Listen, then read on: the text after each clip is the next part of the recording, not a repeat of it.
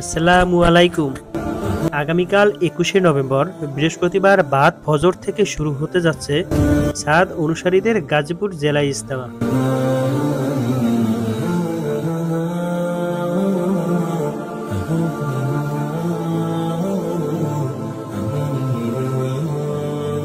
যেখানে আমবয়ানের মাধ্যমে ইজতেমা কার্যক্রম শুরু হবে।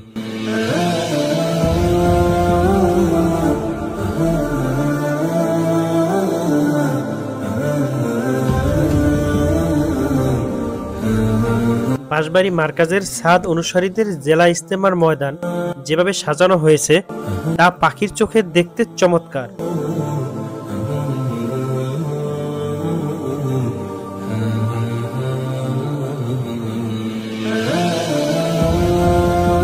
যাতায়াতের জন্য আপনার গন্তব্য হলো শালনা বাজার, যেখান থেকে সরাসরি মার্কাজ যেতে হবে।